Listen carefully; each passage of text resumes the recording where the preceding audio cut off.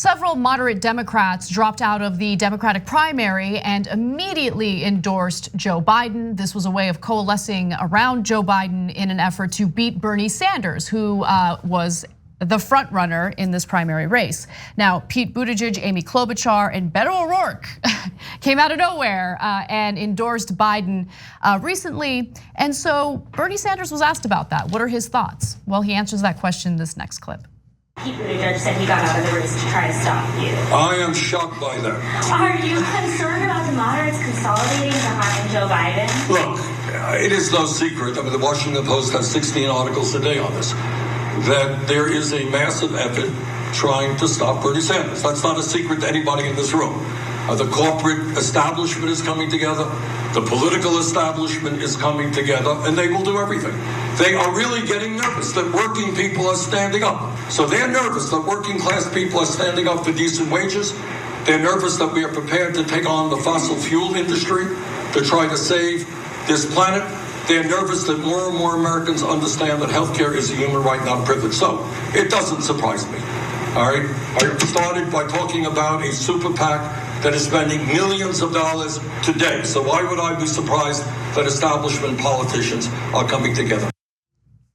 Okay, so that is the most normal answer I've ever heard in my life. That is absolutely correct. It's in fact indisputable. In fact, they're asking about it because they know it's true. Mm-hmm. Of course, the media reaction to that was shock and chagrin. They're like, he said the establishment is getting together to fight him. I mean, is that, why is he saying that? Just is that today, really true? Yeah, you're the one reporting on it. You're the one who said it. Just today on Morning Joe, Joe Scarborough said that if Bloomberg doesn't drop out immediately, he's helping Bernie Sanders beat Joe Biden.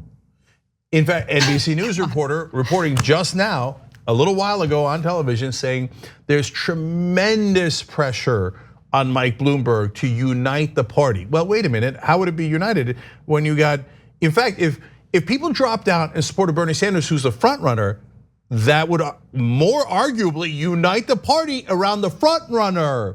When you drop out and support the person in second, that further divides the party. That was your logic, establishment, that was your logic for all of time. Now all of a sudden when it's inconvenient and you're worried about your goddamn taxes, all of you goddamn millionaires, I'm keeping it real, okay?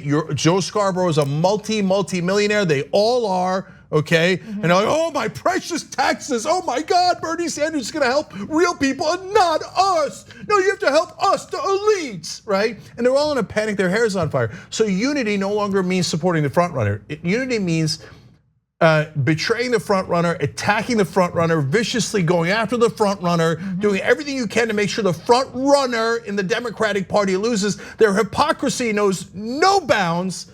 And that unreal bias, I don't see it, I don't acknowledge it. Right. No, real unity means that you support the guy in second place. Preposterous. Your bias and your hypocrisy sicken me.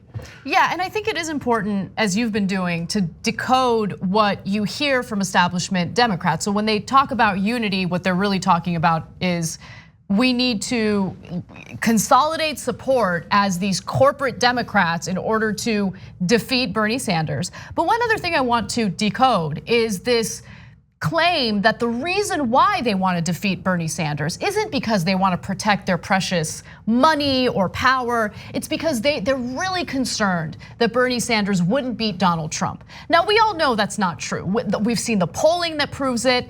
They keep mentioning, oh, well, he's a self-identified democratic socialist. Yeah, you want to know that when he was running for Burlington, Vermont, mayor of Burlington, Vermont, he ran as a democratic socialist. When he was running to represent the people of Vermont in the House of Representatives, he ran that campaign as, what was it? Oh yeah, democratic socialist. When he ran for the Senate and got reelected over and over again, he did it how? He did it by campaigning as a democratic socialist. So the majority of Americans aren't really afraid of the ideas and the proposals that Bernie Sanders brings forward. In fact, if you poll them on those issues, they overwhelmingly support what Bernie Sanders stands for and represents.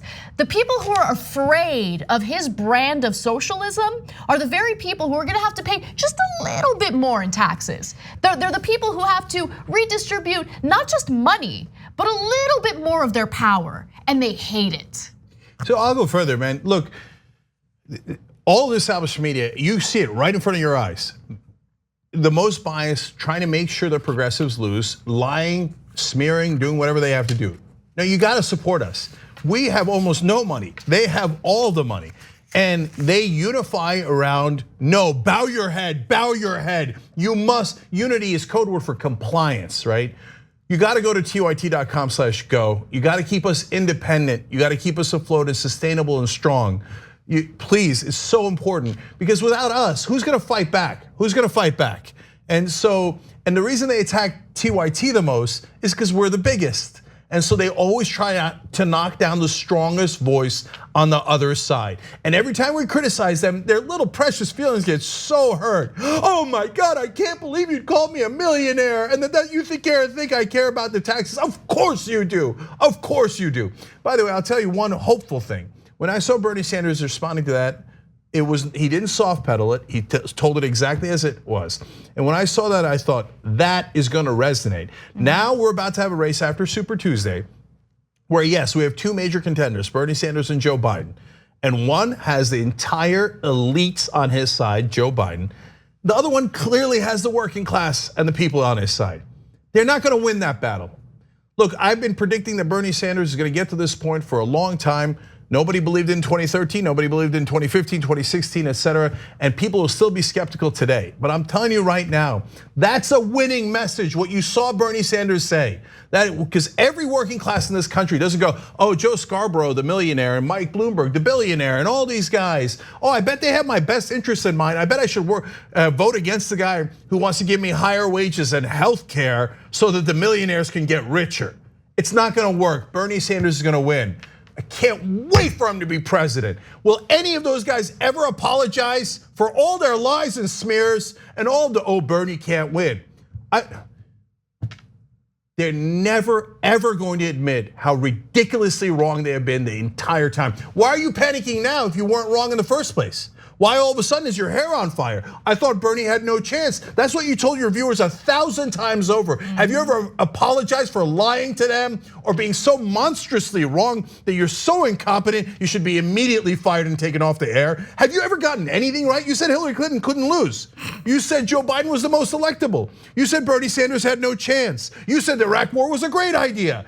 All of you mainstream media, have you ever had any consequences? Has any editor, has any publisher, has any executive editor at any of these stations gone, hey, how come the guy on air is wrong every single time? I wonder if we should keep him on air. That's what they're supposed to do. That is what they're paid to do. You think they're paid to be right? No, they're paid to manufacture consent. 100%. Read Noam Chomsky and you'll know exactly what they're about and you know what we're about.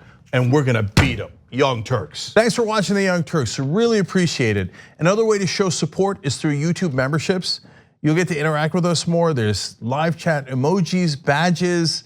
You've got emojis of me, Anna, John, JR. So those are super fun. But you also get playback of our exclusive member only shows and specials right after they air. So all of that, all you gotta do is click that join button right underneath the video. Thank you.